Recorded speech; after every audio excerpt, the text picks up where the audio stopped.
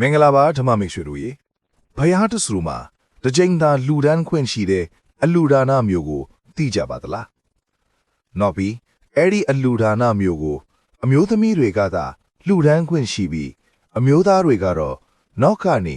ပန်ပိုးပေးတာလောက်ပဲလှုပ်လို့ရတဲ့အလူပါနော်ဒီနေ့မြဝတီပေးကွာမယ်ဇလန်းလေးရဲ့ဖြစ်စဉ်ကတော့မြတ်စွာဘုရားရှင်တက်တော်ထင်ရှားရှိစဉ်အခါတုန်းကဖြစ်ပျက်ခဲ့တာဖြစ်ပြီးအရန်စိတ်ဝင်စားစရာကောင်းလွန်းလို့အဆုံးထိကြည့်ရှုပေးသွားကြပါနော်မြတ်စွာဘုရားရှင်လက်ချက်တော်အခါတုန်းကကောသလတိုင်းလို့ခေါ်တဲ့တာဝက္ခိပြည်မှာပတေနရီကောသလမင်းကြီးဟာထီးနန်းဆိုးဆန်အုပ်ချုပ်တော်မူတဲ့အဲ့ဒီကောသလမင်းကြီးမှာမန်လိကာလို့အမည်ရှိရဲ့မိဖုရားခေါင်ကြီးတစ်ပါးလည်းရှိပါတယ်မန်လိကာမိဖုရားကြီးဟာစိတ်ရင်းစေတနာကောင်းမွန်ပြီးဘာသာတရားအထူးကင်ဆိုင်ကအတိညာပညာနဲ့လည်းအလွန်ပြည့်စုံတဲ့မိဖုရားခေါင်ကြီးတစ်ပါးပဲဖြစ်ပါတယ်ဘလောက်ထိဉာဏ်ပညာနဲ့ပြည့်စုံလို့လဲဆိုရင်တချို့တိုင်း APA ကိစ္စတွေမှာကောသလမင်းကြီးတော်မှမဖြေရှင်းနိုင်တဲ့ပြဿနာတွေကိုအေးအေးဆေးဆေးနဲ့ဖြေရှင်းနိုင်ပါတယ်ဘာသာရေးပိုင်းမှာလည်းနှက်နှက်ဆက်ဆက်ရှိကအခါအခွင့်တင်တိုင်းမှာလည်းဖျားရှင်စီမှာတရားတော်များကိုနာယူကသိချင်တဲ့မေးခွန်းတွေကိုမေးမြန်းလျှော်ထားတတ်တဲ့မိဖုရားတစ်ပါးလည်းဖြစ်ပါတယ်အဲဒီလိုဘာသာရေးအသိနဲ့ဉာဏ်ပညာပြည့်စုံတဲ့အတွက်ကြောင့်လေကောသလမင်းကြီးဟာမလိကာမိဖုရားကြီးကိုတခြားမိဖုရားတွေထက်ပိုပြီးချစ်မြတ်နိုးနေတာဖြစ်ပါတယ်တနေ့မှာတော့ဘုရားရှင်ဟာနောက်ပါတန်ခါ900နဲ့အတူဒေတာဇာရိကြွချီတော်မူရာကနေတာဝတ္ထိမြို့ကိုကြွရောက်လာကဇေဒဝန်ကျောင်းတော်မှာတည်င်းသုံးတော်မူပါတယ်ကောသလမင်းကြီးလည်းဘုရားရှင်တာဝတ္ထိမြို့ကိုရောက်ရှိနေတာကိုသိတာနဲ့ဘုရားရှင်ထံသို့တွားရောက်ဖူးမြော်ကဘုရားအမိုးရှိလေတန်ဃာတော်များကိုစွမ်းဖုံးပေးဖို့ပင့်လျှော့ခေလေသည်နောက်တနေ့ဘုရားရှင်နဲ့တန်ဃာတော်များစွမ်းဖုံးပေးဖို့ကြွရောက်လာကြတဲ့အခါမှာကောသလမင်းကြီးဟာသူလူတဲ့အလူကိုလူအများကြီးကိုမြင်စေခြင်းတာနဲ့ငါလူတဲ့အလူကိုမင်းတို့လာကြည့်ကြလို့ခေါ်ယူကပြတော်မူလေသည်ဘုရားရှင်ကိုမဖူးမိညာတာအတော်ကြာနေပြီဖြစ်တဲ့တာဝတ္ထိမြို့သူမြို့သားတွေဟာ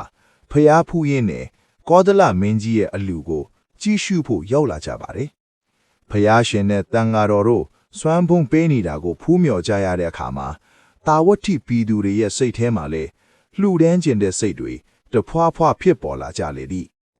အဲ့ဒါနဲ့တာဝတ္ထိပြည်သူတွေဟာလဲဘုရားရှင်နဲ့တန်ဃာတော်များကိုပင့်လျှော်ကကောသလမင်းကြီးလှူတဲ့အလူထက်ပိုကြီးအောင်ချက်ပြုတ်ပြင်ဆင်ကြကနောက်တစ်နေ့ရောက်တာနဲ့စုပေါင်းပြီးဆွဲကပ်ကြလေသည်လှူဒန်းစာနဲ့တင်ပြီးသေးပဲတာဝတ္ထိပြည်သူတွေဟာကောသလမင်းကြီးကိုလည်းသူတို့ရဲ့ခလူပွဲကိုလာရောက်ကြည့်ရှုပေးဖို့ဖိတ်ခေါ်ကြလေသည်ဘယင်ကောသလဟာလည်းသူ့ရဲ့ပြည်သူတွေကဖျားရှင်ကိုဘာရင်းနဲ့များစွမ်းကပ်နေကြသလဲဆိုတာကိုသိချင်တာနဲ့ကြည့်ရှုဖို့ရောက်လာခဲ့လေသည်တာဝတ္ထိပြည်သူတွေရဲ့အလူဟာသူ့အလူထက်ပိုကြီးနေတာကိုမြင်လိုက်ရတဲ့အခါမှာတော့ကောသလမင်းကြီးရဲ့စိတ်ထဲမှာမနှက်ဖြန်သူတို့ထက်ပိုကြီးတဲ့အလူကိုငါလှူဒန်းမယ်လို့ကြံစီထားလိုက်လေသည်ဒီလိုကောသလမင်းကြီးကအလူလုတ်လိုက်တာဝတ္ထိပြည်သူတွေကလည်းသူတို့ဘင်ရီကြီးကောသလထက်ပိုကြီးတဲ့အလူပွဲကိုလှုပ်လိုက်နဲ့အပြန်အလှန်ပြိုင်ဆိုင်လာခဲ့ကြရာ6ခါမြောက်ရောက်တဲ့အခါမှာတော့တာဝတ္ထိပြည်သူတွေဟာအရင်ကအလူတွေထက်အစပေါင်းများစွာတာလွန်တဲ့အလူပွဲကြီးကိုလှူဒန်းကြလေသည်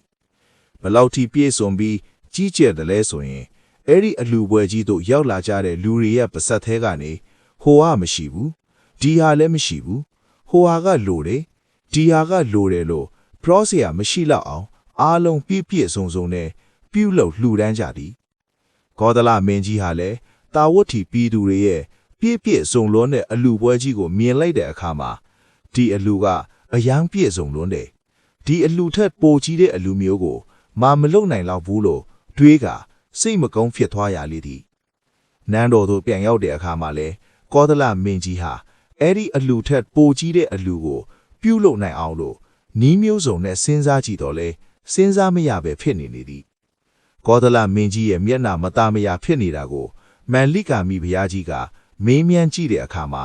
သူ့ရဲ့အခြေအနေကို မန်လိကာမီဖျားကြီးအားပြောပြလိုက်လေသည်ဒါနဲ့မန်လိကာမီဖျားကြီးကလည်းကောသလမင်းကြီးအားစိတ်မပူဖို့နဲ့ရေမြေတနှိမ်ပြည့်ရှင်မင်းဖြစ်တဲ့ဘရင်တရားကတိုင်းသူပြည်သားတို့ထံမှရှုံးရတို့ထုံးစံမရှိအဲ့ဒီအလူထက်အစာပေါင်းများစွာပိုကြီးတဲ့အလူကိုသူမစီစဉ်ပေးမယ်လို့ဆိုကကောသလမင်းကြီးအားပြောပြလိုက်လေသည်ကောသလမင်းကြီးလည်းအလွန်ပျော်ရွှင်သွားကအလူအတွက်လိုအပ်တဲ့အရာမှန်သမျှကိုအကုန်ပံ့ပိုးပေးမယ်လို့ဆိုကမန်လိကာမိဖုရားကြီးကိုစီမံခိုင်းလေသည်ဘရင်စီကခွင့်ပြုချက်ရလာနဲ့မန်လိကာမိဖုရားကြီးသည်ဗုဒ္ဓဘာသာဝင်တွေအတွက်တမိုင်းတွင်မဲ့အတ္တိတဒါနလို့ခေါ်တဲ့တခြားအလှူတွေနဲ့မတူပဲထူးခြားတဲ့အရာတွေနဲ့လှူဒန်းတာဖြစ်လို့အတ္တိတဒါနလို့ခေါ်ကြတာဖြစ်ပါတယ်အခုလေမန်လိကာမိဖုရားကြီးပြုလုပ်တဲ့အတ္တိတဒါနအလှူမှာတခြားအလှူတွေနဲ့မတူတဲ့အရာတွေကတော့တန်ကအပား9ညပင်းဖိတ်ခြင်းတာဝတန်းကပြုလုပ်တဲ့အကောင်းစားပိုက်စာတွေကိုတန်ဃာတွေထိုင်ဖို့အတွက်ထိုင်ခင်းပြုလုပ်ပေးခြင်းထီးဖြူ900ကိုတန်ဃာတွေထီးစွန်းပေးဖို့စီစဉ်ပေးခြင်းစင်အကောင်း900ကိုတန်ဃာတွေကြွလာတဲ့အခါစင်လက်ကြွလို့ရအောင်စီမံပေးခြင်းနီမြန်းသောအယောင်ရှိလေရွှေလေး80တို့ကိုမန်တက်အလဲမှာစီစဉ်ပေးခြင်းယဟန်နှစ်ပါးကြားမှာမင်းသမီးတစ်ယောက်စီက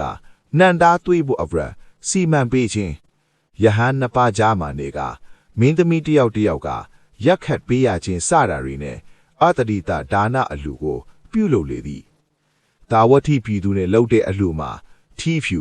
စင်နေမင်းသမီးဒီအရာတွေကမပါခဲ့တဲ့အတွက်အလှူပြိုင်ပွဲကြီးမှာမန်လိကာမိဖုရားကြီးရဲ့ဦးဆောင်မှုနဲ့အတူကောသလမင်းကြီးကအနိုင်ရရှိသွားလေသည်အတ္တိတဒါနပြုလုပ်တဲ့အချိန်မှာထူးခြားတဲ့ဖြစ်စဉ်လေးတွေလည်းရှိခဲ့ပါတယ်အရှင်အန်ဂူလိမာလနဲ့စင်ရိုင်းတန်ခွာတွေပင့်ရအတွက်ပြင်ဆင်ထားတဲ့စင်တွေထဲမှာကျန်းတန်းနဲ့စင်တကောင်လေးပါပါတယ်အဲ့ဒီစင်ဟာသူ့အနားသို့တန်ခွာတွေရောက်လာရင်ရံမူတတ်တဲ့အတွက်တန်ခွာတွေကအဲ့ဒီစင်အနားသို့မသွားရဘူးဖြစ်နေလေသည်ဒါပေမဲ့အရှင်အန်ဂူလိမာလာကသူ့အနားကိုရောက်လာတဲ့အခါမှာတော့အဲ့ဒီစင်ရိုင်းဟာသူ့အလိုလိုအမီးကိုပေါင်ကြားထဲသို့ထည့်ပြီးရံမှုရန်ထောင်ထားတဲ့နားနှစ်ဖက်ကိုကုတ်ချလိုက်ကမျက်လုံးနှစ်ဖက်ကိုလည်းအစုံမိပြီးမလွတ်မချနဲ့ရပ်နေလေသည်အဲ့ဒီအခြေအနေကိုမြင်လိုက်တဲ့တာဝတိပြည်သူတွေဟာလည်းအယံအံ့ဩသွားကြပါတယ်ဒီလိုကြမ်းတမ်းတဲ့စင်ကတော့အရှင်အန်ဂူလိမာလာကိုမြင်တာနဲ့တုတ်တုတ်မှမလွတ်ရတော့ဘူးအယံအံ့ဩဖို့ကောင်းတာပဲလို့ချီးကျူးကြလေသည်အရှင်အန်ဂူလိမာလာလည်းအဲ့ဒီစင်ရိုင်းနဲ့ပဲအတ္တိတဒါနအလှူပွဲကြီးတို့ကြွားချီတော်မူခဲ့ပါတယ်